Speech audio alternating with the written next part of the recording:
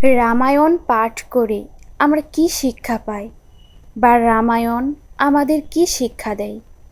হিন্দু ধর্ম মতে রামায়ণ শুধু একটা পৌরাণিক কাহিনী নয়, এটি এক মহাগ্রন্থ যা আমাদের জীবনের নীতি, আদর্শ ও মানব ধর্মের শিক্ষা দেয়।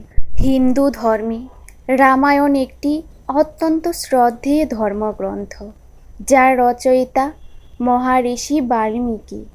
এটি রাজা রাম এর জীবন ও আদর্শ নিয়ে রচিত একটি মহাকাব্য। রামায়ণ মূলত ধর্ম, ন্যায়, আদর্শ, ভ্রাতৃত্ব ও প্রেমের শিক্ষা দিয়ে থাকে। রামায়ণের সংক্ষিপ্ত সারাংশ আমি তুলে ধরছি। রামের জন্ম ও শৈশবকাল। অযোধ্যার রাজা দশরথের বড় পুত্র ছিলেন শ্রীরাম। তিনি জন্মেছিলেন রানী কৌশল্যার গর্ভে। রামের ছিল আরও 3টি ভাই। ভরত, মাতা কৈকেয়ীর গর্ভে জন্মগ্রহণ করেন ভরত। মাতা সুমিত্রার গর্ভে জন্মগ্রহণ করেন লক্ষ্মণ ও শত্রুঘ্ন। শৈশব থেকেই রাম ছিলেন ন্যায়পরায়ণ, সাহসী ও আদর্শবান। রাজা জনকের কন্যা ছিলেন সীতা। সীতার স্বয়ম্বরে ধনুক ভেঙে রাম বিজয়ী হন। এরপর রাম ও সীতার বিয়ে হয়, কিন্তু বিয়ের পরই শুরু হয় আরেকটা নতুন অধ্যায়। রাজার ছোট রানী কৈকেয়ীর দাবিতে রামকে 14 বছরের জন্য বনবাসে পাঠানো হয়। রাম, সীতা ও লক্ষ্মণ একসাথে বনবাসে যান, কিন্তু সেখানে গিয়েও সীতার জীবন সুখের ছিল না। রাক্ষসরাজ রাবণ কৌশলে সীতাকে অপহরণ করে লঙ্কায় নিয়ে যায়। রাম ও লক্ষ্মণ তখন তাকে উদ্ধারের সংকল্প নেন। বানর রাজ্য থেকে হনুমান রামের সহায়ক হন। তিনি সীতার সন্ধান লঙ্কায় পান এবং রামের বার্তা পৌঁছে দেন। রাম রাবণের যুদ্ধ হয়। রাম বানর সেনা নিয়ে রাবণের বিরুদ্ধে যুদ্ধ করেন। বহু যুদ্ধের পর রাম রাবণকে বধ করেন ও সীতাকে উদ্ধার করেন। তারপর 14 বছর পর বনবাস শেষ করে রাম, সীতা, লক্ষ্মণ অযোধ্যায় ফিরে আসেন। রামের রাজ্যাভিষেক হয়, আর এই ঘটনাকে কেন্দ্র করেই দীপ উৎসব অর্থাৎ দীপাবলি পালিত হয়। রামের শাসনকালে ন্যায়, ধর্ম, শান্তি ও সমৃদ্ধি বিরাজ করত। এই সময়কে রাম রাজ্যও বলা হয়। এরপর শ্রীরামচন্দ্রের রাজ্যাভিষেক হয়। প্রজারা শ্রীরামচন্দ্রকে রাজা হিসেবে পেয়ে অত্যধিক খুশি ছিলেন, আর শ্রীরামচন্দ্র প্রজাদের অত্যধিক ভালোবাসতেন। কিন্তু প্রজাদের মধ্যে সীতার পবিত্রতা নিয়ে প্রশ্ন ওঠে। রাজধর্ম রক্ষার স্বার্থে রাম অত্যন্ত কষ্টে দেবী সীতাকে বনবাসে পাঠানোর সিদ্ধান্ত নেন। এই কঠিন কাজটি সম্পন্ন করার দায়িত্ব তিনি তার ছোট ভাই লক্ষ্মণকে দেন।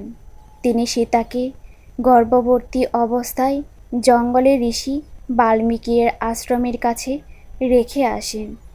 সীতা আশ্রমে আশ্রয় পান। সেখানে তার 2 পুত্র জন্ম নেন। বড় পুত্রের নাম ছিল লব, আর ছোট পুত্রের নাম ছিল কুশ। ঋষি বাল্মীকি তাদের লালন পালন করেন এবং বেদ, শাস্ত্র ও যুদ্ধবিদ্যা শেখান। সীতা তাদের বড় করেন গোপনে। রামের কথা তিনি সরাসরি জানাননি। এরপর আস্তে আস্তে লব, কুশ বড় হতে থাকে। একটা সময় রাম অশ্বমেধ যজ্ঞ করেন। এই যজ্ঞে একটি পবিত্র অশ্ব রাজ্য জয় করতে পাঠানো হয়। যেখানে অশ্ব ঘুরে আসে, সেই রাজ্য রামের অধীন হয়ে যায়। এই অশ্ব যখন বাল্মীকি আশ্রমের কাছ দিয়ে যায়, তখন লব ও কুশ সেটিকে আটকে দেয় এবং রামের সৈন্যদের সঙ্গে যুদ্ধ করে জয়লাভ করে। তারা তখনও জানত না যে রাম তাদের পিতা। রামের ভাই ভরত, লক্ষ্মণ, এমনকি হনুমান পর্যন্ত লব কুশের কাছে পরাজিত হন। শেষে রাম নিজে যুদ্ধ করতে আসেন। যুদ্ধের পর লবকুশ জানতে পারেন রামই তাদের পিতা। এরপর লবকুশ রামকে জানান যে তাদের মাতা সীতা। তখন রাজসভায় ডাকা হয় মাতা সীতাকে।